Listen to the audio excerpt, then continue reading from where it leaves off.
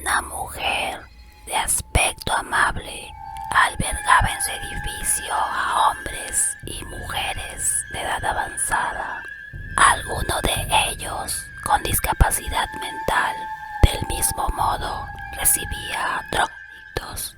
Claramente se veía a una mujer bondadosa. Sin embargo, no todo lo que brilla es oro. Pronto se descubriría sus verdaderas intenciones. Acompáñame a conocer el caso de Dorotea Puente y su casa del horror.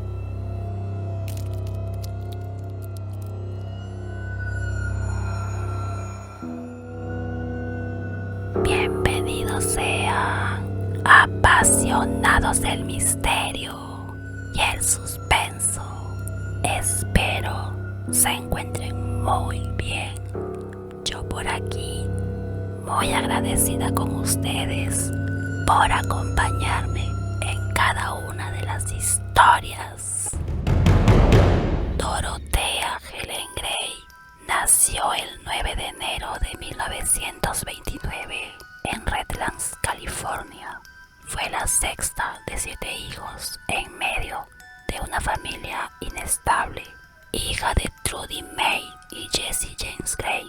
Sus padres trabajaban como recolectores de algodón, pero ambos eran alcohólicos y en más de una ocasión su padre amenazaba con dispararse en la cabeza. Por otro lado, se decía que su madre ejercía la prostitución y al estar sumida en el alcohol perdió la custodia de sus hijos. En 1937 su padre murió de tuberculosis y en 1938 su madre fallece en un accidente de motocicleta, dejando huérfanos a Dorotea y a sus hermanos. Debido a esto, fue enviada a un orfanato donde sufrió toda clase de abusos y después se fue a vivir con unos familiares en Fresno, California. A medida que Dorotea iba creciendo, decía pequeñas mentiras y con el paso del tiempo se convirtió en una mentirosa empedernida, llegando a conseguir sus propósitos y en especial los económicos. A los 16 años, Dorotea conoce a un soldado llamado Fred McFall, a quien le dijo numerosas mentiras. Llegó a decirle que estuvo presente en la bomba de Hiroshima e incluso aseguró que era muy amiga de una conocida actriz. Además, se presentó con el nombre de Cher Aris. Pronto se casaron y procrearon 2 hijas entre 1946 y 1948. Pero ella no se sentía preparada para ser madre y es por eso que da en adopción a una de las niñas y a la otra la envió a sus parientes en Sacramento, California. Al poco tiempo, Dorotea nuevamente queda embarazada, pero esta vez sufre un aborto involuntario y a finales de ese año, McFall descubre la mentira y la abandona. Ante esta situación, Dorotea se sentía humillada y es por ello que le dijo a sus conocidos que su esposo murió de un ataque al corazón. Este evento abriría paso a sus primeros delitos y se comenzó a prostituir. Al no tener dinero, empezó a usar cheques falsos para comprar ropa y por este motivo la arrestan y condenan a 1 año de cárcel, pero adquiere la libertad condicional después de 6 meses. Más adelante, queda embarazada de un hombre que apenas conoce y da a luz a una hija a la que entrega en adopción. En 1952 utiliza el nombre de Tela Singwa y se casa por segunda vez con un hombre sueco llamado Axel Johansson, a quien dijo que era musulmana de ascendencia egipcia. Años más tarde, en 1960, Dorotea fue arrestada por administrar un burdel y fue sentenciada a 90 días en la cárcel. tiempo después de su liberación, nuevamente es detenida, esta vez por vagancia, y la condenaron a otros 90 días en prisión. Al ser liberada, el rumbo de esta mujer cambia. Encontró trabajo como auxiliar de enfermería, cuidando personas con discapacidad y de edad avanzada, y a las cuales debía gestionar pensiones. Es aquí donde nuevos planes rondaban por su cabeza. Inicia su carrera criminal administrando de forma fraudulenta las pensiones de sus víctimas. Por otro lado, en su entorno familiar, las cosas no iban nada bien, pero pese a sus diferencias, Axel, su esposo, la internó en un psiquiátrico con el fin de ayudarla, y al ser dada de alta, se divorció de ella porque seguía siendo la misma. Poco después, Dorotea se casó en la Ciudad de México con Roberto Puente, un hombre 19 años menor que ella. Se decía que este hombre solo se casó para adquirir la nacionalidad y Dorotea toma su apellido por el resto de su vida. Pero al igual que sus otras relaciones, se divorcia después de 2 años y luego se muda a Sacramento, California, donde se hace cargo de una casa de 3 pisos y 16 habitaciones, donde albergaba a adultos mayores y drogadictos. Paralelo a ello, Dorotea se casa por 4ª vez con Pedro Montalvo, pero el matrimonio solo duró unos meses porque él era alcohólico y ejercía violencia física y mental. Y cansada de esta situación, le pidió el divorcio, pero la vida libertina no le era indiferente. Al estar sola, pasaba los días en bares en busca de hombres mayores a quienes falsificó sus firmas para robarle su dinero.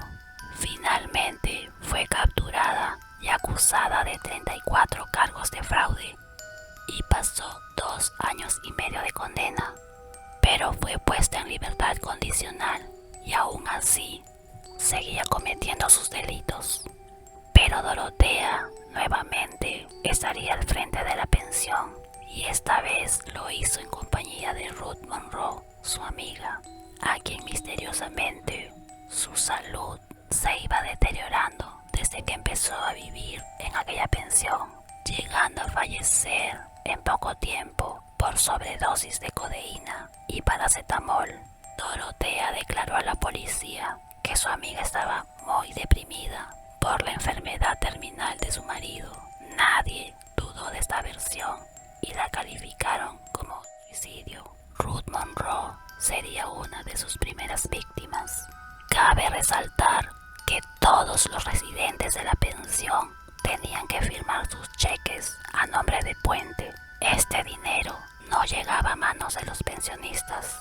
A menudo, Dorotea solo les daba pequeñas cantidades y en muchas ocasiones nada, aduciendo que cobraría la renta de la casa y los requerimientos de ellos.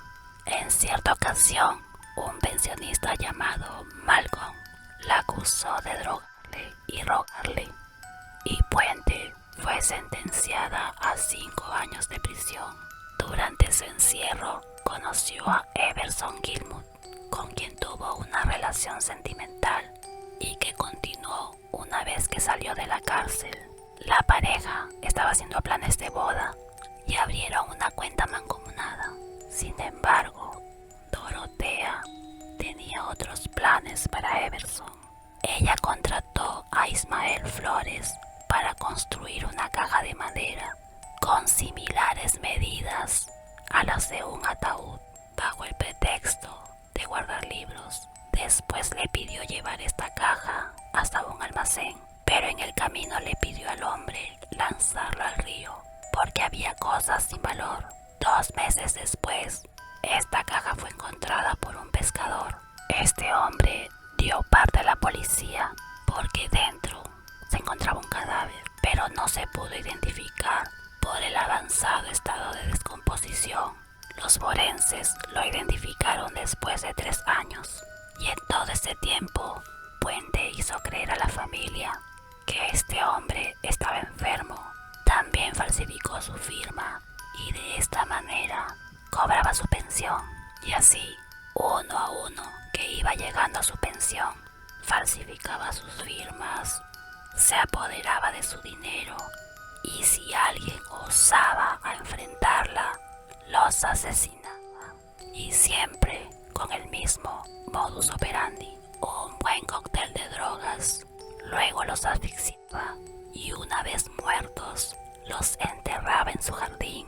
Hasta ese momento, nadie sospechaba lo que esta mujer hacía, pero fue en mayo de 1988 que los vecinos alertaron a las autoridades sobre el olor que emanaba desde su recinto. Y si a esto sumamos la desaparición de Álvaro Montoya, un hombre de 52 años con problemas mentales, esto llevó a que las autoridades registren el lugar. Por otro lado, una consejera notó la ausencia de Montoya y al preguntarle a Dorotea, esta le dijo que Álvaro se había ido a México con su hermano.